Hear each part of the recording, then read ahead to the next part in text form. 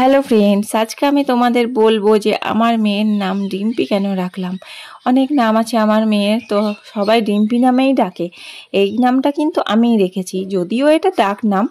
আর ওর ভালো নাম আছে, যেটা ওর বাবা রেখেছিল, সমস্ত ডকুমেন্টে ওই নামটাই আছে, ওর বাবার দেওয়া নাম। আর আমার দেওয়া নাম ডিম্পি। কেন রাখলাম এটা? সবাই বলছিল বাবা মায়ের সম্মিলিত নাম একটা রাখতে। অনেক চেষ্টা করলাম, খুঁজলাম, কিন্তু সেরকম কিছু পেলাম না। একটা পেয়েছিলাম সুমি। তো সুমি আমাদের বাড়িতে একটা পাকা বুড়ি আছে, তো সেই জন্য তো আর রাখা যায় না, একই বাড়িতে দুটো নাম তো সম্ভব নয়। সেই জন্য আর কি রাখবো। তো আমার বরের নাম সুদীপ, আমার নাম মিলি, তো সুদীপের দীপ আর মিলির MI, এই দুটোকে সম্মিলিত করে রেখেছি আমি ডিম্পি। আর কোনো কিছু খুঁজে পাইনি।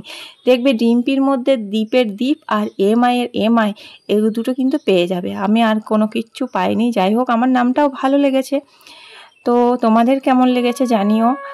আর দেখো কি সুন্দর পুরুদমেও খেলা করছে দিদির সাথে। আর না, পাশের বাড়ির একটা দিদি এসেছে বিকেলবেলা ওর সাথে খেলা করতে। যাই হোক, আমি সবাইকে জানিয়ে দিলাম যে কী জন্য আমি নামটা রেখেছি। এইটা আমাদের ওর মা বাবা সম্মিলিত নেম একটা ডিম্পি। আর তোমাদের যদি কিছু নাম মিলিয়ে বলতে পারো তো অবশ্যই কমেন্টে তোমরা নতুন নাম দিতে পারো।